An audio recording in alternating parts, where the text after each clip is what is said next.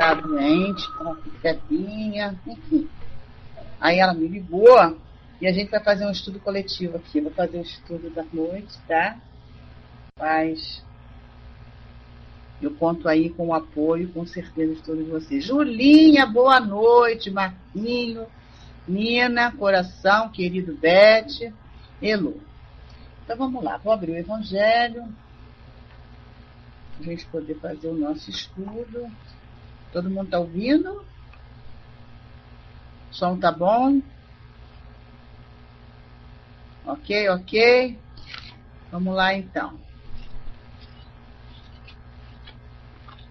O Evangelho é o capítulo 13, que a vossa mão esquerda não saiba o que dá a vossa mão direita.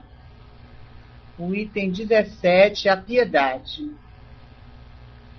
Uma mensagem do Espírito Miguel, recebida em Bordeaux, 1862. Tá? Então, capítulo 13, item 17. Nos diz então Miguel: a piedade é a virtude que mais vos aproxima de Deus. É a irmã da caridade que vos conduz a Deus. Deixai que o vosso coração se enterneça diante das misérias e dos sofrimentos dos vossos semelhantes. Vossas lágrimas são um bálsamo que deixais cair sobre as suas feridas, e quando conseguis, por intermédio de uma doce simpatia, restituir-lhes a esperança e a resignação, que bem-estar experimentais. É verdade que esse bem-estar tem uma certa amargura, porque nasceu ao lado do infortúnio, mas se ele não tem a ilusão dos gozos mundanos, também não possui as dolorosas decepções do vazio que estes deixam atrás de si. Ele tem uma suavidade penetrante que é agradável à alma. A piedade, uma piedade bem sentida, vem do amor. O amor é devotamento. O devotamento é o esquecimento de si mesmo. E este esquecimento, esta abnegação em favor dos infelizes, é a virtude por excelência. Aquela que o Divino Mestre praticou em toda a sua vida e ensinou na sua doutrina tão santa e tão sublime. Quando essa doutrina voltar à sua pureza primitiva, quando for admitida por todos os povos, dará a felicidade para a terra e nela fará reinar finalmente a concórdia, a paz e o amor. O sentimento mais próprio para vos fazer progredir, domando o vosso egoísmo e o vosso orgulho, aquele que dispõe vossa alma à humildade, à beneficência, e ao amor do vosso próximo, é a piedade. Essa piedade que vos comove até o mais íntimo do vosso ser diante dos sofrimentos dos vossos irmãos, que vos faz estender-lhes a mão caridosa e vos arranca lágrimas de simpatia. Jamais sufoqueis em vossos corações essa emoção celeste. Não façais como esses egoístas endurecidos que se afastam dos aflitos, porque a visão da sua miséria turvaria por um instante a sua feliz existência. Receai ficar indiferentes quando puderdes ser úteis. A tranquilidade adquirida ao preço de uma indiferença culposa é semelhante à tranquilidade do mar morto, que esconde no fundo das suas águas o lodo fétido e a corrupção. Quanto, no entanto, a piedade está longe de causar a perturbação e o aborrecimento que apavoram o egoísta. Certamente a alma experimenta, ao contato com a desgraça de outra pessoa e fazendo um retorno sobre si mesma, um sobressalto natural e profundo, que faz vibrar todo o vosso ser e vos atinge penosamente. Mas a recompensa é grande, quando conseguis dar coragem e esperança ao irmão infeliz, que se internece ao contato de uma mão fraterna e cujo olhar úmido, ao mesmo tempo de emoção e de reconhecimento, volta-se docemente para vós, antes de se fixar no céu e agradecer por lhe ter enviado um Consolador com apoio. A piedade é a melancólica, porém celeste precursora da caridade, a primeira das virtudes, da qual ela é a irmã e cujos benefícios prepara e enobrece. Graças a Deus. Fazer a nossa prece, começar nosso estudo. Graças a Deus. Jesus querido, Jesus amado, aqui estamos, Senhor, reunidos em Teu nome para o estudo, Senhor. O estudo das obras de André Luiz, do estudo espírita, e que nós, Senhor, aqui, Nos reunimos semanalmente nesse ambiente virtual, Senhor. Os bondosos espíritos trabalhadores do Espiritismo.net preparam para nós. É assim, Senhor, em nome de Caibar Chuto, em nome desses amoráveis espíritos benfeitores, é que nós te pedimos, em nome de Deus, a permissão para iniciar o nosso estudo da noite de hoje. Dá-nos, Senhor, o entendimento necessário, a boa condução do nosso estudo. Graças a Deus. Graças a Deus. Bom, que assim seja. Na semana passada, o Sérgio, né, que fez o estudo, parou na conversa de Gúbio com Saldanha, né? Vamos lembrar, Gúbio na conversa com Gregório, pediu então que ele permitisse, né, que não interferisse, né, que permitisse que eles se colocassem junto a esses trabalhadores ali do plano inferior que estavam na casa de Margarida, né? Certo?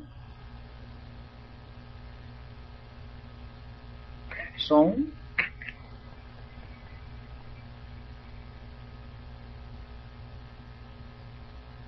Vai com Deus, Samuel, vai com Deus. Então, eles estavam conversando, né? Saldanha estava conversando, se chegou, houve aquele primeiro contato, né? Com aquela falange que estava ali perturbadora, e então terminou na pergunta, né? E o marido?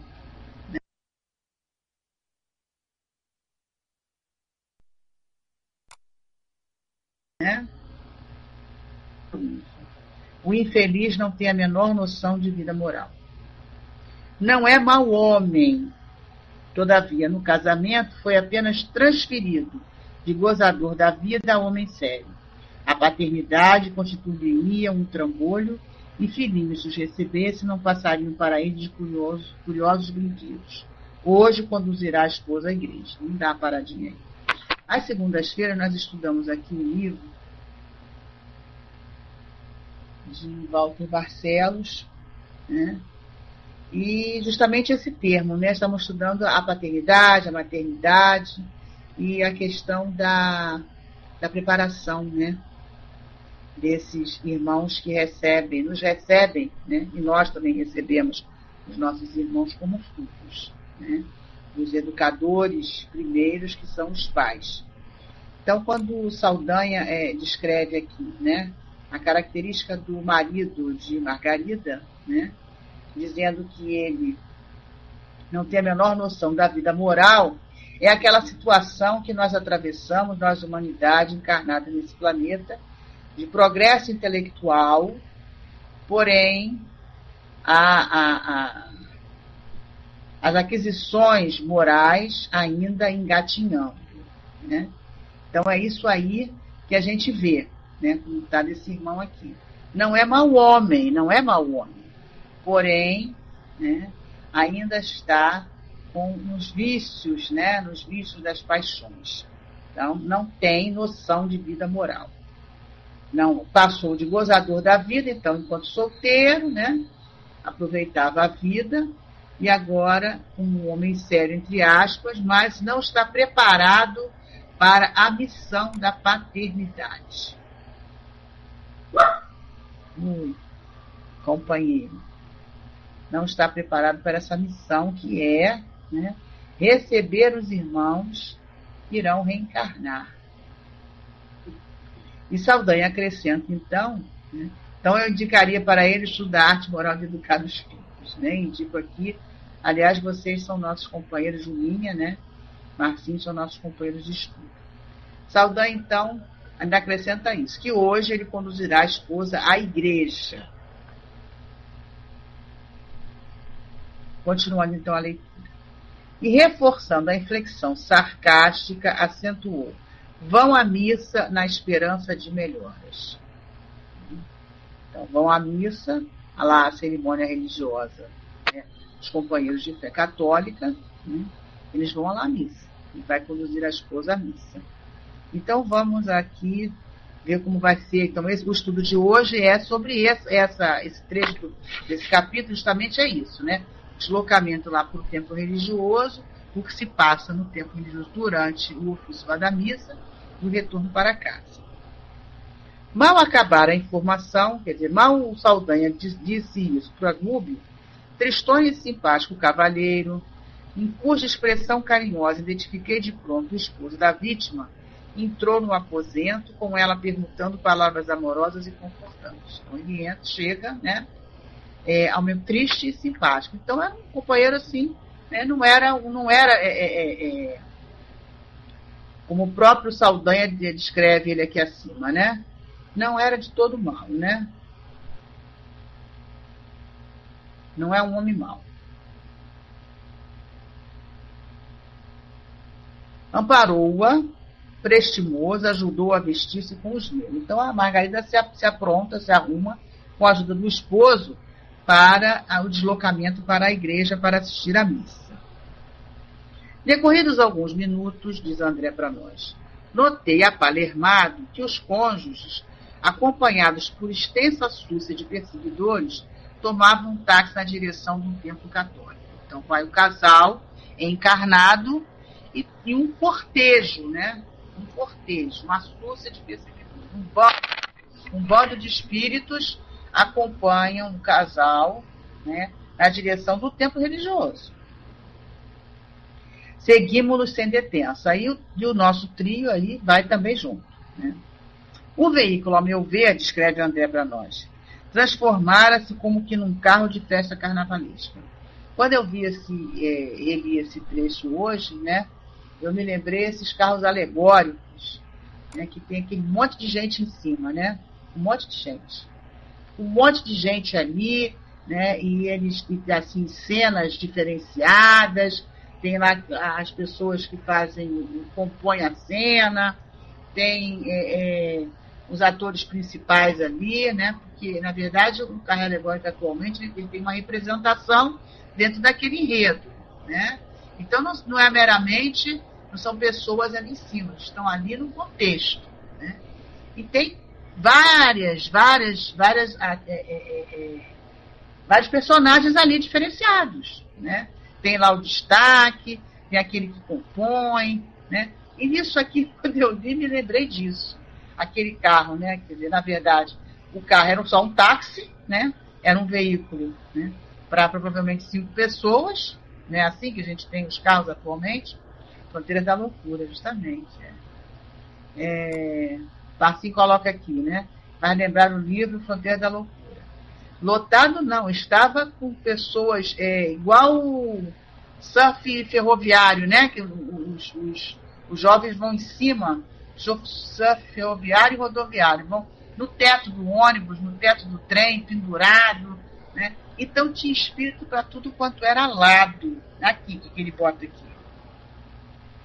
Entidades diversas aboletavam-se dentro e em torno dele, desde o paralamas até o teto reluzente. Foram de carona.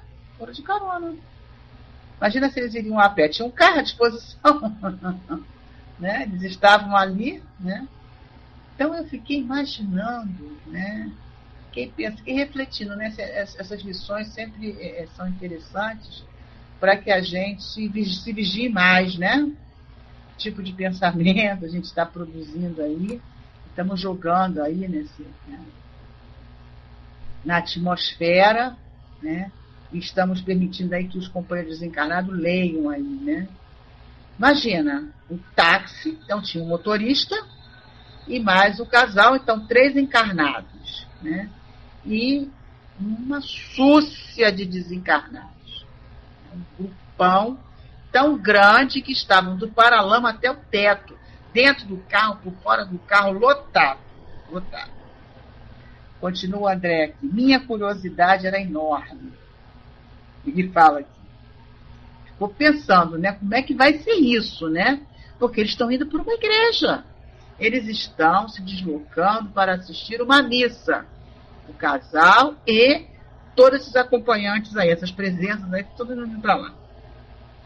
Continua então André. Descendo a porta de elegante santuário, observei estranho espetáculo. Ele vai descrever para nós o que ele viu. A turba de desencarnados em posição de desequilíbrio era talvez 5 vezes maior que a assembleia de crentes em carne e osso. Então vamos ver aqui. Não eram só esses desencarnados que estavam acompanhando esse casal, não. Porque tínhamos, ele vai dizer aqui para frente, quantas pessoas tinham mais ou menos ali. Quer ver? Ó? Compreendi logo que, em maior parte, ali se achavam com o propósito deliberado de perturbar e iludir. Estavam ali, né, para atrapalhar, né, influenciando, então, esses desencarnados. Saldanha encontrava-se excessivamente preocupado com as vítimas, então com o casal, para dispensar-nos maior atenção, e intencionalmente Bube afastou-se um tanto em nossa companhia, a fim de confiar-nos alguns esclarecimentos. Então Bube, né, ia explicar a André e Eloy o que estava acontecendo ali. Penetramos o templo, onde se comprimiam nada menos de 7 a 8 centenas de pessoas. Então tinha em torno de 700, 800 pessoas. E 5 vezes mais desencarnados. Então, de 3.500, né? Não é isso? 700 vezes 5 vezes, né? 800 vezes... De 3.500 a 4.000 desencarnados. 3.500 se fossem 700. 4.000 se forem, então, entre 7 e 8 centenas, então, em torno de 700, 800 pessoas encarnadas, de 3.500 a 4.000 desencarnados. Ali, dentro daquele templo religioso, para assistir uma cerimônia religiosa, uma missa. Chocante, né? É muita gente. É muita gente. São, na verdade, 4.200 a 4.800 pessoas, entre encarnados e desencarnados. Entre espíritos e desencarnados e encarnados, de 4.200 a 4.800. Olha só a situação. Muita gente, muita gente. Vamos ver, então, qual é a situação desses encarnados que estão ali para assistir aquela missa e para presidir, então, a cerimônia também. A algazarra dos desencarnados, nos fala André Luiz, ignorantes e perturbadores, era de ensurdecer espíritos perturbadores. Vamos lembrar aquela escala espírita, né, que tem uma divisão, né, que é pedagógica, que Allan Kardec, na codificação do Livro dos Espíritos, inicia na pergunta 100 e vai mais à frente um pouquinho, né? Tem lá, né, que eu vou pegar o livro para nós.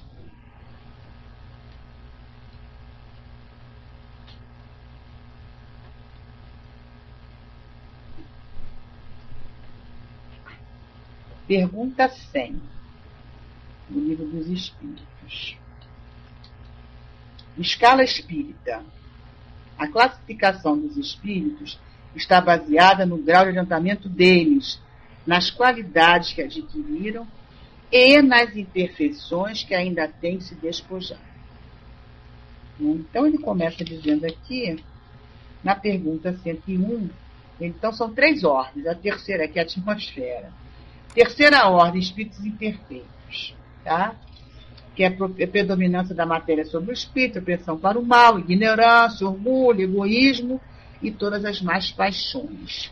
Mas aqui, nessa ordem, temos aqui 5 classes. Temos aqui que ele coloca dos batedores e perturbadores. É a 6ª classe. Espíritos batedores e perturbadores. Que é essa que está aqui, ó. Algazarra de desencarnados ignorantes e perturbadores. Esses espíritos, obviamente falando, não formam uma classe distinta em vista de suas qualidades pessoais. Podem pertencer a todas as classes da terceira ordem, tá? Espíritos imperfeitos. Vai depender... Deixa eu terminar aqui, né? Já chegou aí, peraí. Com frequência manifestam sua presença através de efeitos sensíveis e físicos, tá? Com pancadas, movimentos, agitação do ar, etc. parecem mais do que os outros presos à matéria. Parecem ser os agentes principais da vicissitude dos elementos do globo, quer haja sobre o ar, água ou fogo. Todos os espíritos podem produzir esses fenômenos, mas os espíritos elevados os deixam geralmente com atribuições dos espíritos subalternos, mais aptos para as coisas materiais que para as questões intelectuais. Tá? A Nina Mil pergunta de Nina Mil na área de texto. Sempre achei que num templo sagrado fosse impossível a entrada de espíritos perturbadores. Como era um centro espírita em que há um portão de isolamento? Poderia me esclarecer isso? A Beth já botou aqui a resposta. Vai depender do pensamento dos frequentadores. E mesmo, às vezes, eventualmente, a entrada desses companheiros que estão em situação de equívoco é permitida, até para que o socorro se efetue. Tá? Agora, a perturbação é que diz que permitida a entrada deles, não a perturbação, até numa casa espírita. Tá? Porque é do pensamento, nossos pensamentos é que nos vinculam a eles. Tá? Às vezes eles não entram, eles ficam na porta, eles ficam próximos, né? Eles vão até a porta. E quando a gente fala que o acolhimento na casa espírita ele é feito por encarnados e desencarnados, nós, encarnados, acolhemos, né, os companheiros que chegam. E os trabalhadores do acolhimento desencarnados acolhem os desencarnados que chegam. Na área de texto, ó. Nossos pensamentos, Beth Rosado coloca, nossos pensamentos é que dão a oportunidade de eles entrarem conosco. E Elô completa, se nós convidamos com os nossos pensamentos, eles nos acompanham, com certeza. E é permitida até a entrada para que o socorro se efetue. Na casa espírita temos lá locais onde os desencarnados assistem às palestras. Quer ficar, fica. Não quer ficar, pode sair. Até no trabalho da mesa mediúnica, o convite é feito, toda uma conversa, todo um esclarecimento, mas a permanência é livre-arbítrio de cada um. Tá? Mas somos nós com os nossos pensamentos. Na verdade, a perturbação vai depender do ambiente, né, de como está o pensamento dos frequentadores. Por isso, Nina Mil, que temos a barreira de médios em torno da tribuna, para sustentar o trabalho.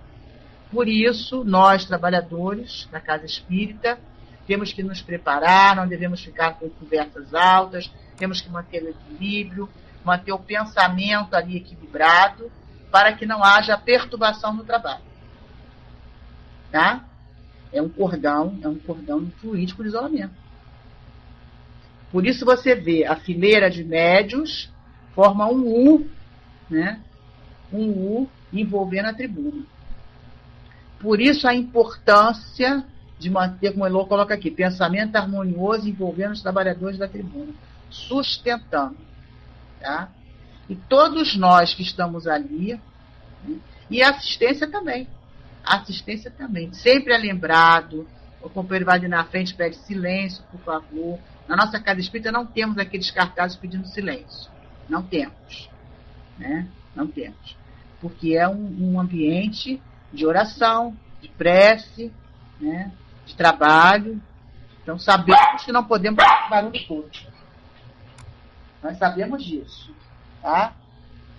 Então, é nossa obrigação, trabalhadores, manter a harmonia, sustentar o trabalho, manter a harmonia. Porque os espíritos fazem isso. Tá? Os trabalhadores espirituais fazem isso. Mas nós temos também, por obrigação, nós encarnados, que temos o nosso fluido, né, mais materializado, também temos que fazer isso. Tá? Esclareceu? Boa noite, Mari Maria. Ok? Então, isso acontece em qualquer tempo religioso, tá, menina? Porque aonde está o encarnado, está o desencarnado. Todos nós agregamos desencarnados. Todos nós, né? Então vamos lá. Onde paramos? Deixa eu ver aqui onde eu coloquei aqui.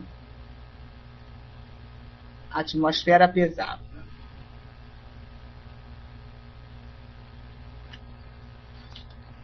A respiração fizera-se-me difícil pela condensação dos fluidos semicarnais ali reinantes. Eu falei dos fluidos, ó. Tá? Então, André diz para nós que a respiração dele estava difícil por causa do tipo de fluido reinante.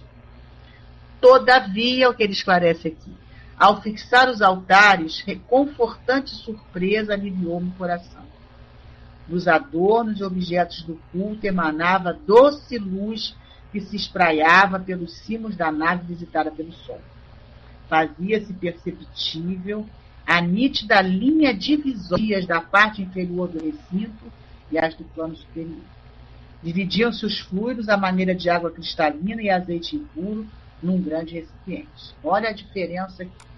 Tá? Então, o trabalho da espiritualidade, porque na igreja também tem trabalho da espiritualidade, em qualquer local. Tá? Aonde se trabalha em nome do Cristo, temos ali. Qualquer local onde se trabalha em nome do amor, do amor da divindade, do Criador, temos trabalhadores. Todo local. Tá? Aonde há boa vontade, temos trabalhadores. Sempre temos. Então, ali tinha uma nítida separação entre os fluidos elevados, as vibrações elevadas, o comprimento de onda diferente.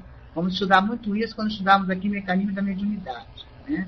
Tipos de pensamento, de espírito superior, de espírito mais imperfeito. Vamos estudar isso. Né? Então faz essa diferença aí. E André se espanta. Quer ver o que ele fala aqui? Ó? Contemplando a formosa claridade dos nichos, perguntei ao nosso instrutor: que vemos? Não reza o segundo mandamento trazido por Moisés, que o homem não deve fazer imagem de escultura para representar a paternidade celeste? Está lá, esse que ele cita aqui, é o mandamento que Moisés recebeu lá nas tábuas, hein? Está escrito isso, né? Ele se espanta. Ué, mas como é que pode, então, ter toda essa vibração superior justamente num altar onde há o quê? Imagens, de escultura para representar o Pai Celeste? Olha a resposta do benfeitor, do instrutor. Sim, concordou o orientador. E determina o testamento que ninguém se deve curvar diante delas. Efetivamente, pois, André é um erro criar ídolos de barro ou de pedra para simbolizar a grandeza do Senhor, quando nossa obrigação primordial é de render culto na própria consciência. É em nós, aonde está gravada a lei de Deus, a nossa consciência. Entretanto, boa noite, Amaury, bem-vindo. Diz André, a bondade divina é infinita e aqui nos achamos perante apreciável quantidade de mentes infantis. Olha como ele classifica a assembleia que está ali, mentes infantis. Então, na verdade, é praticamente determinismo, né? Determinismo. Então, o que está ali é o amor de Deus, né? O amor da divindade, o amor do Pai, que permite que esse ambiente, né, que mesmo, né, com imagens, com um altar, tudo aquilo que desde lá do Velho Testamento, né, Moisés trouxe para nós mediunicamente nas tábuas, apesar disso, ali naquele ambiente, temos essa vibração superior. Certo, Ninamil? Então, vamos prosseguir.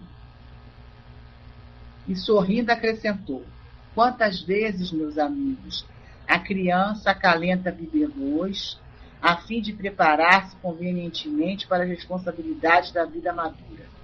Nós, meninas, brincamos de boneca, né, nos preparando para a vida madura. Ainda existem na Terra tribos primitivas que adoram o Pai na voz do trovão e coletividades vizinhas da Taba que fazem de vários animais objetos de idolatria. São os espíritos ainda, né, semi-selvagens, né? Vamos lembrar que no Evangelho, lá no capítulo que fala das muitas moradas na casa do meu pai, né, Santo Agostinho fala que no nosso mundo de prova e expiação não temos espíritos primitivos. Os primitivos são nos mundos primitivos, né?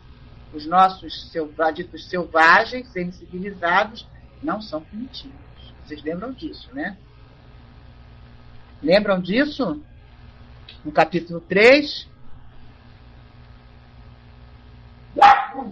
O Namil lembra.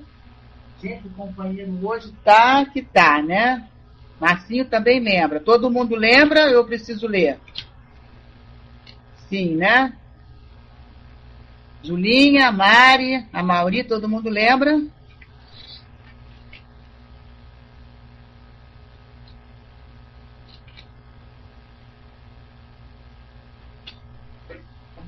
Hein?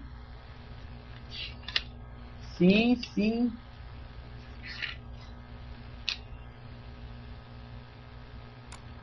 Sim, né? Então não preciso ler, né? Está aqui separado. Se alguém quiser que eu leia, é o item 13, capítulo 3. Esse item é muito bonito, né? Ele fala do mundo de prova e expiação. 13, 14 e 15. São os 3 itens que Santo Agostinho que assina, que ele fala para nós, é para pensar bastante quando lê. Então vamos nós aqui continuar.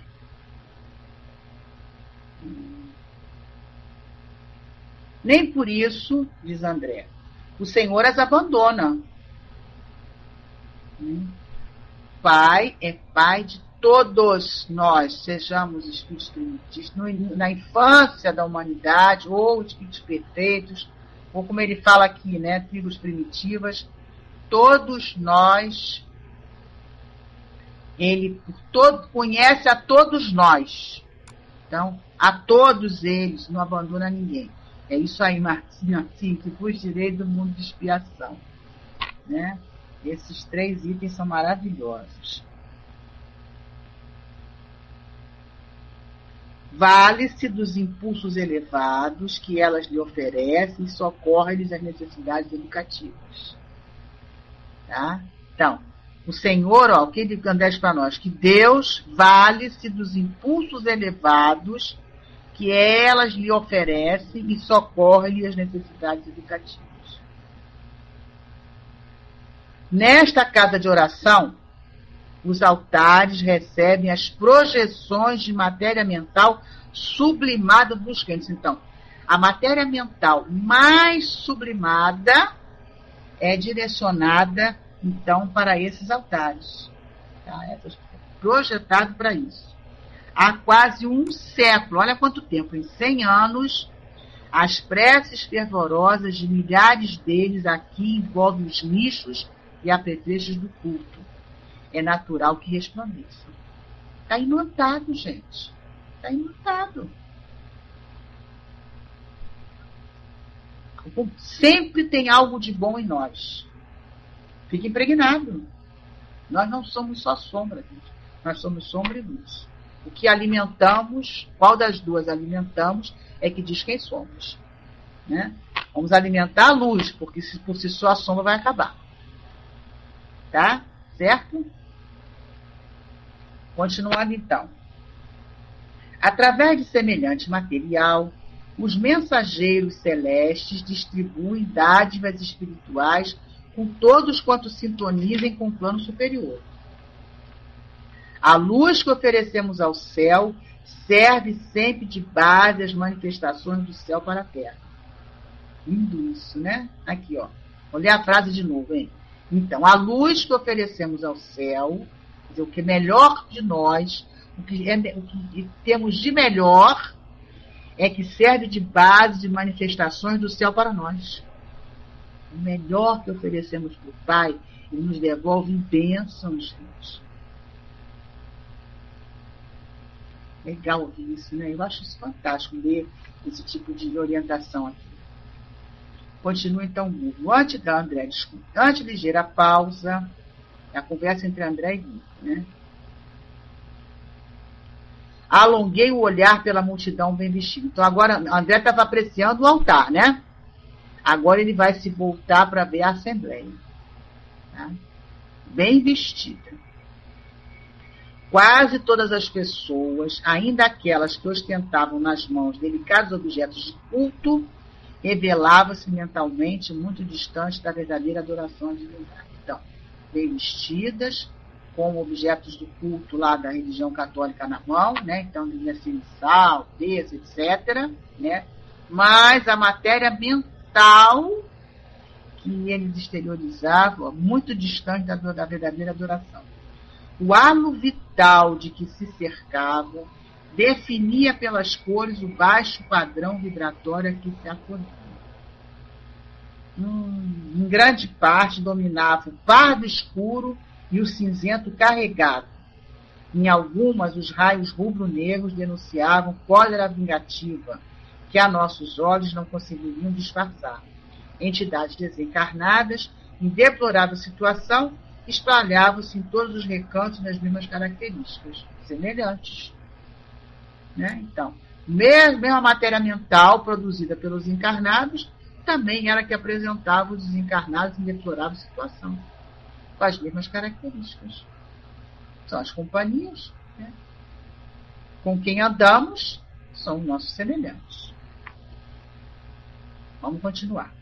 Reconheci que os crentes elegantes, ainda mesmo que desejassem orar com sinceridade, precisariam despender imenso esforço.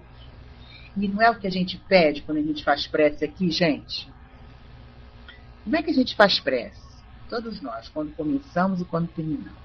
Nós não pedimos força, coragem, né? Não é isso que, né? Não é assim que se reconhece a verdadeira espírita? O esforço que a gente faz é por causa disso aqui, gente. A gente tem que se esforçar muito para melhorar. Não temos diferença, não. Esses aqui que estão lá nessa crença religiosa estão lá que precisam estar lá. Nós estamos na doutrina espírita que precisamos estar na doutrina espírita. Mas o esforço é o mesmo. Temos que nos esforçar. A gente tem que sempre lembrar disso, domando as más inclinações. É isso aí. Reconhece a verdadeira espírita. Está no Evangelho também. Então, o que o André coloca aqui para nós? Né? Precisariam despender imenso esforço. É o que nós também precisamos despender. Não estamos aqui, nenhum de nós é diferente deles, não. Somos iguais. A única diferença é que crença estamos. A liturgia anunciou o início da cerimônia, mas com grande assombro para mim, o sacerdote e os acólitos, não obstante se dirigirem para o campo de luz do altar-mor, envergavam soberba vestimenta, soberba vestimenta, jaziam em sombras, sucedendo o mesmo aos assistentes. O próprio religioso lá que ia presidir a cerimônia também estava do mesmo modo. Todo paramentado, todo preparado do ponto de vista material, né, da roupa, né, do exterior, mas e o interior? Sepulcros caiados por fora, né?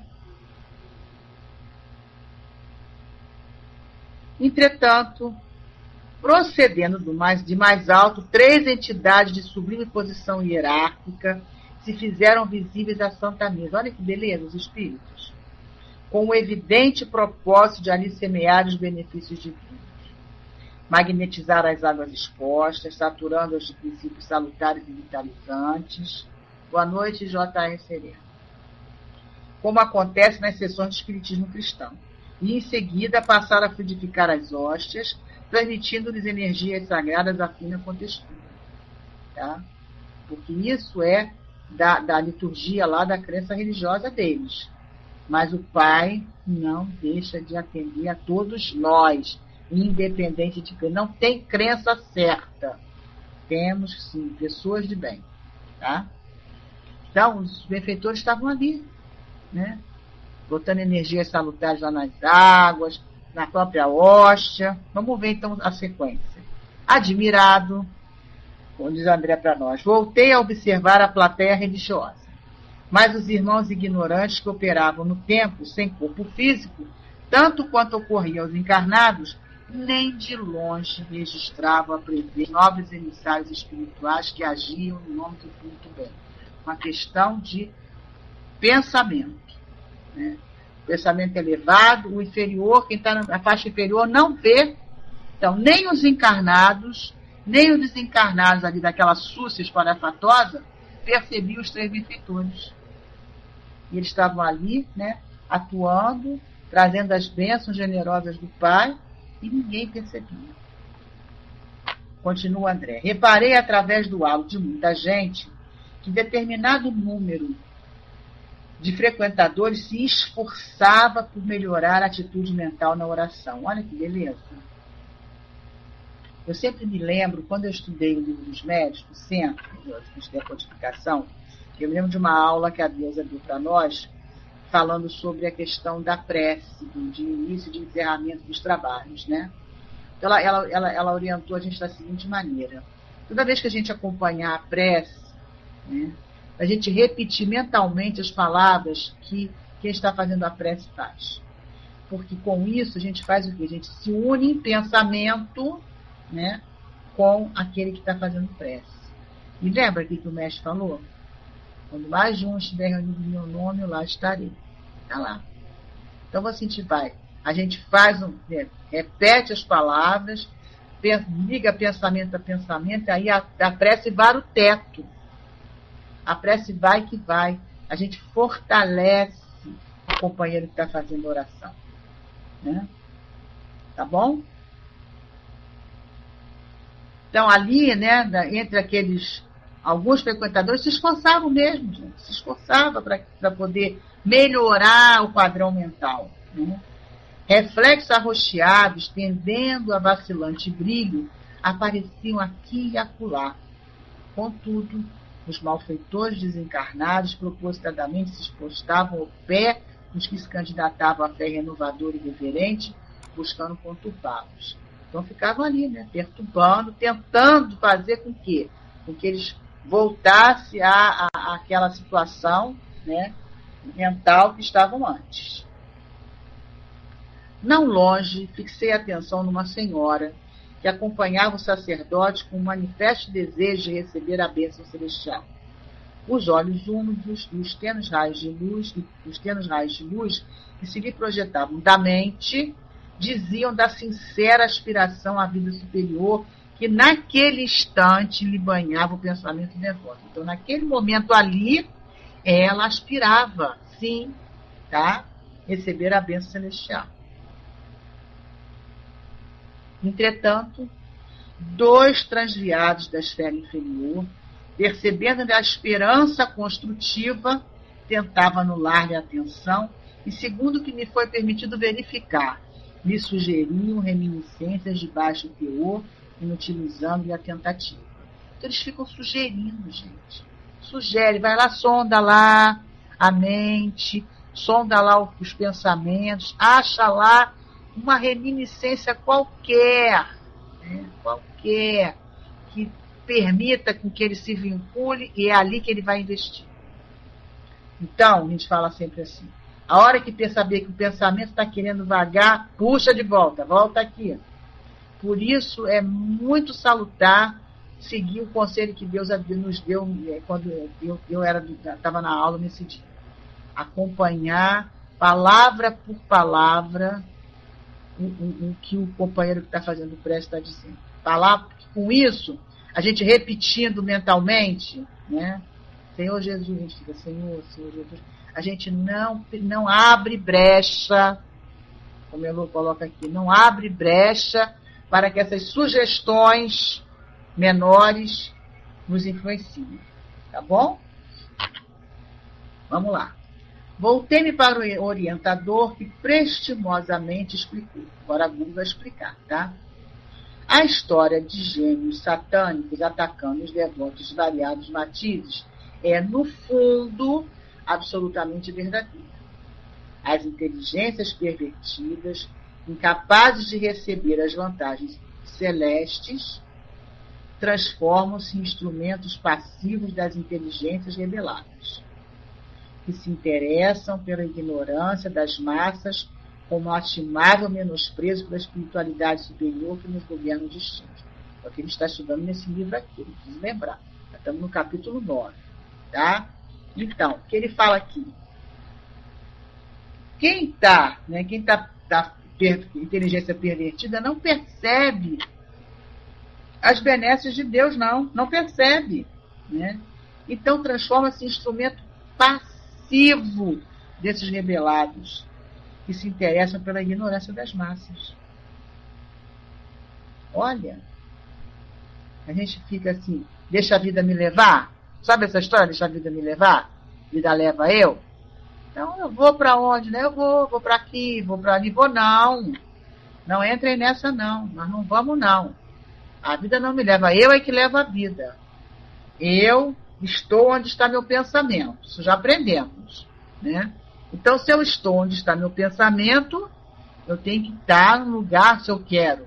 Né? Se eu estou me esforçando porque eu quero sair daqui melhor do que cheguei, né? Estou trabalhando a minha reforma íntima, estou trabalhando, vou melhorando, estou melhorando. Então, a gente tem, Marcinho colocou uma coisa interessante aqui, de jeito nenhum, para onde meu corpo puxar é para lá que eu não vou. Então, é isso aí. Eu vou para onde eu já sei que é melhor para mim. Aquela sugestãozinha assim que vem, não vai não, tá chovendo, não vai hoje, não, tá assim. A gente tem que se esforçar e vencer. Tem que se esforçar. A gente tem que se esforçar muito para se manter no caminho. A gente não vai conseguir 100%? Não sei. Mas alguma coisa a gente vai conseguir, com certeza. Então vamos continuar aqui. A aquisição de fé, por isso mesmo, demanda trabalho individual dos mais persistentes. E é verdade, né? Gente, é trabalho para a gente poder ficar confiante, adquirir fé. Trabalho individual dos mais persistentes. Confiança no bem e entusiasmo de viver, que a luz religiosa nos infunde, modifica-nos a tonalidade vibratória. Em vez de ficar cinza, em vez de ficar rubro, em vez de ficar negro, a gente vai botar uma corzinha mais leve. Né? O tom, né? A gente sabe, comprimento de onda, aquelas coisas todas que a física já nos fala. A cor, né? A cor é onda. Então, vamos botar uma onda aí, né? Uma energia melhor um pouquinho aí no nosso, produzindo um pensamento melhor. Né? Lucramos, continua Gubbio, né, que está falando para nós, infinitamente com a imersão das forças interiores no sublimado idealismo da crença santificante a que nos afeiçoamos. Todavia, o serviço real que nos cabe não se resume só a palavras. A profissão de fé não é tudo. É só ficar falando, não, tá? A experiência da alma no corpo denso, quer dizer, na encarnação, destina-se de maneira fundamental ao aprimoramento do indivíduo. A gente está aqui, meus irmãos, para se aprimorar. A gente não precisava encarnar, não. A encarnação está aqui escrito, destina-se ao aprimoramento do indivíduo. Cada um indivíduo. E nos atritos da marcha, que o ser se desenvolve, se apura e se ilumina. E no coletivo temos o quê? A sociedade fazendo a mesma coisa. Então, nós trabalhamos assim individualmente, no conjunto também trabalhamos para o progresso da sociedade, tá? Da humanidade como um todo. Não obstante, a tendência dos crentes em geral é a de fugir aos conflitos da fé. A gente quer ficar só sublimando. Não vou lá não, porque aquilo ali, não vou lá não, né? Não quero saber de conviver com aquele tipo de pessoa, não quero saber daqui e dali. Tá? Não quero, já trabalhei muito. O que ele vai dizer aqui? Ó? Pessoas existem que, depois de servir ao ideal religioso durante 2 anos, pretendem o repouso de 20 séculos. 20 séculos. Em todas as casas de fé, os mensageiros do Senhor distribuem favores e bênçãos compatíveis com as necessidades de cada um. Tá? Vamos lembrar, não existe privilégio. A gente não vai receber bênçãos, benefícios a troco de nada. A gente vai receber bênçãos e benefícios de acordo com a necessidade de cada um. Tá? de acordo com as conquistas que cada um de nós tem, com o mérito que já adquirimos. Assim, Deus não derroga suas próprias leis. Tá? Entretanto, continua, é imprescindível que se prepare o coração nas linhas do mérito a fim de recolhê-los. Entre emissão e recepção prevalece o imperativo da sintonia. Tá? Então, para poder ficar ali, né, a quem nos vinculamos, né, então tem a questão da sintonia. Sem esforço preparatório é impossível ambientar o benefício. Tem que trabalhar. Embalde imporimos de imediato ao homem selvagem a vida num palácio erguido pela cultura moderna. Não vai dar certo, né? Se botar um selvagem dentro de um palácio erguido pela cultura moderna, não vai dar certo. Aos acordes de nossa música, preferiria a eles ruídos da ventania. A um cabaz de festa lhe pareceria mais valioso que um dos nossos mais perfeitos parques industriais. Não é isso? Não tem como, não tem como, né? Portanto, para que alguém se coloque a caminho das eminências sociais, é indispensável, seja educado, de boa vontade, aceitando as sugestões de melhoria e serviço. Tem que estar preparado para isso. Você não pode colocar um aluno de jardim de infância para assistir uma aula de pós-doutorado. Não adianta. A aula vai ser a mesma, mas ele não vai assimilar nada, porque ele não está preparado, não tem mérito para isso. Deu para fazer bem a comparação, gente?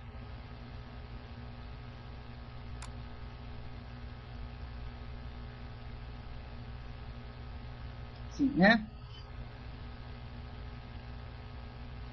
Portanto, para que alguém se coloque a caminho das eminências sociais, já nesse trecho, é indispensável seja educado de boa vontade, aceitando a sugestão de melhoria e serviço. Gúbio espraiou o olhar através da multidão que presenciava a cerimônia, aparentemente contrito, e acentuou. Então, aparentemente, estavam todos contritos ali acompanhando a cerimônia, hein? Aparentemente. E acentuou. Em verdade, a missa é um ato religioso tão venerável quanto qualquer outro em que os corações procuram identificar-se com a proteção divina. Então, qualquer assembleia em que os corações procurem identificar-se com a proteção divina é tão venerável quanto qualquer outro, independente de crença, gente. Até quem não tem crença, mas é uma assembleia, né, que está ali constrita, se identificando com a proteção divina, é válido. No entanto, raros são aqueles que trazem até aqui o espírito efetivamente inclinado à assimilação do auxílio celestial. Porque, às vezes, alguns de nós, né, cumprem aquele culto semanal, né, como compromisso social. Social. Entra no automatismo, aproveitar isso tudo que a gente está vendo aqui, né? Não assimila o auxílio, vai porque todo mundo vai, se arruma tudo e vai. E para a formação de semelhante clima interior, cada crente, além do serviço de purificação dos sentimentos, necessitará também combater a influência dispersiva e perturbadora que procede dos companheiros desencarnados que lhe buscam arrefecer o fervor. Então, gente, além de estar ali, né, com o pensamento elevado, tá, além disso tudo, né, buscando realmente se identificar com a proteção divina, também tem que vigiar o pensamento para quê? Para não aceitar a perturbação e essa influência dispersiva dos companheiros desencarnados. Olha que coisa. Viu, Linamil, por que tem que vigiar ali naquela hora do culto? Tem que vigiar muito, vigiar o pensamento, acompanhar palavra por palavra, toda vez, antes, durante e depois, toda vez que a gente está, não só na prece, mas até na palestra mesmo, Linamil, E você começar a perceber que o teu pensamento está indo embora, preste atenção no que o palestrante está falando e fica repetindo mentalmente a palavra aqui. Que aí você volta de novo e fica ali. Tá? Todos nós, tá, gente? Acho que a Nina Mil fez essa colocação anteriormente. Vamos concluindo aqui. Nossa, vai dar. Continuou Rubio a prestar-nos valiosos esclarecimentos alusivos à solenidade, enquanto a missa se encaminhava para a fase final. Está terminando. Né? As vozes do coro, como que projetavam vibrações harmoniosas. A música, né? A música é linda. Vibrações harmoniosas e lúcidas ao longo da nave radiosa, e vi, num deslumbramento, que muitos espíritos sublimes penetraram o recinto. Ó, chegou mais espírito, hein? De semblante glorificado, rumando para o altar, onde o celebrante levava o cálice, depois de abençoar a sagrada partilha. Então, estava na hora ali, né, da bênção, que ia ter a comunhão, né? Então, chegaram mais espíritos. E André fala para nós, ó, intensa luminosidade fluía do sacrário. O celebrante estava segurando, né, o sacrário, envolvendo todo o material do culto. Mas, surpreendido, reparei que o sacerdote, ao erguer a oferta sublime, apagou a luz que a revestia com os raios cinzentos escuros que ele próprio expedia em todas as direções. Logo após, quando se preparou a distribuir o alimento eucarístico, quer dizer, a hóstia, né? Entre os 11 comungantes que se prosternavam, humildes, à mesa adornada de algo linho,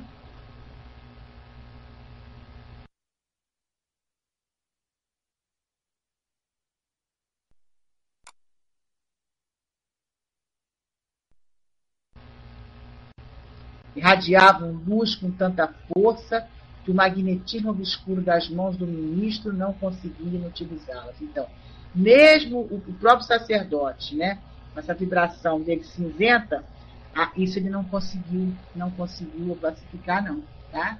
Ele não utilizou, não. Avalia aquele magnetismo todo, né, autênticas flores.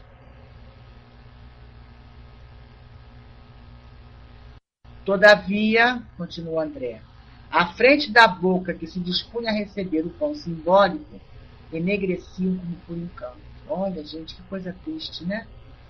Coisa triste. Todo esse trabalho da espiritualidade, tudo isso para nos beneficiarmos, e a gente desaba tudo isso. Somente uma senhora, ainda jovem, cuja constituição era irrepreensível, recolheu a flor divina com a pureza desejada. E a hóstia, qual foco de flores luminescentes, atravessar a faringe, alojando-se da claridade em pleno coração. Que beleza, hein?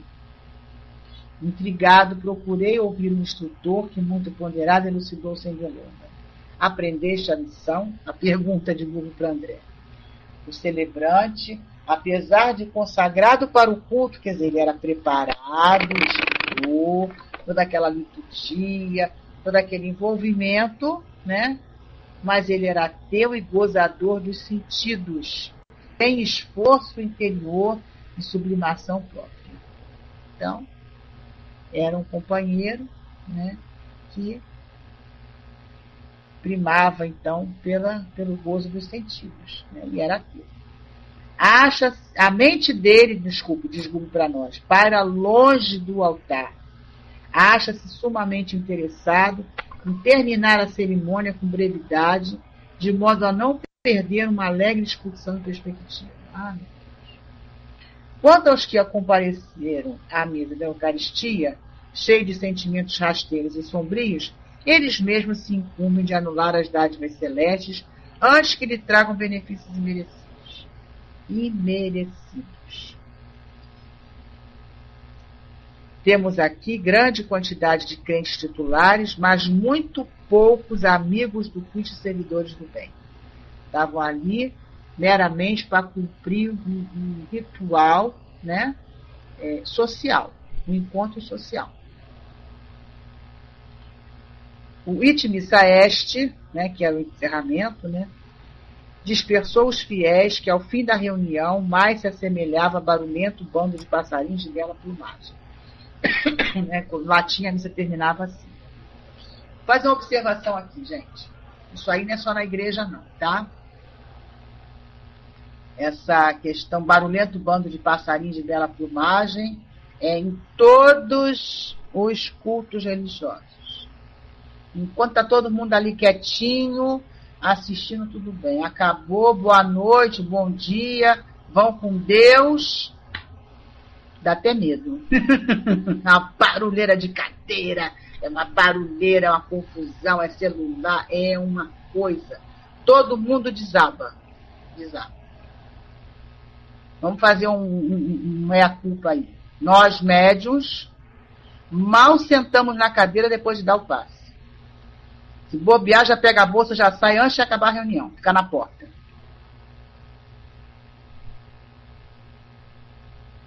É uma prece, justamente ao final do encerramento da reunião pública, é a hora mais maravilhosa da gente perceber o ambiente fluídico da casa. É maravilhoso, gente. Fica 5 minutinhos só sentadinho e vê como é bom. Para concluir, então, aqui. Absorto em fundas reflexões, antes que me fora dado observar, acompanhei o nosso orientador e Eloy para a gente da enferma e do esposo, que se retiraram de regresso ao lar, cercados pelo mesmo séquito de entidades infelizes sem a menor alteração. O grupo que veio, o grupo que foi. Da maneira que chegou, da maneira que saiu. Não mudou nada. Tá? Assistiram ali aquela cerimônia, mas de nada contribuiu. Tá bom? Então, ó, alguma dúvida, tá? A lição deu para acompanhar. A Verinha, semana que vem, ela disse que está aqui, mas semana que vem é a minha escala. Falei para ela que ela não se preocupasse, não. Eu fazia estudo para ela hoje, se ela não puder semana que vem, não tem problema. E todos nós temos essa questão de doença. Eu também já tive, fiquei sem voz, lembra? Todos nós passamos por isso. Não, tudo bem, Nina, tudo bem. Graças a Deus. Terminamos o estudo, tá? Eu queria saber, então, tudo bem? Julinha tá vindo todo dia, hein? Tô gostando de ver, hein? Vi Julinha segunda, terça, quarta e quinta. Então tá. Eu quero saber, então, quem vai levantar a mão e fazer a prece. Para encerrar. Obrigada a vocês, tá? Pela sustentação. Obrigada. Muito bom, muito bom. Vamos reler, então, depois o capítulo 3, tá? Vamos ter morado na casa do meu pai. O item Mundo de Expiações e Provas, números 13, 14 e 15, Santo Agostinho. Tá bom, gente? Vamos reler para ficar bem fresquinho. Quem somos nós que estamos aqui no mundo de provas e expiações? Estamos aqui agora. Quem levanta a mão? Dou-lhe uma. Dou-lhe duas, senão mesmo fácil, hein? Ah, Marcinho. Vai lá, meu irmão, vai lá. Passando para você.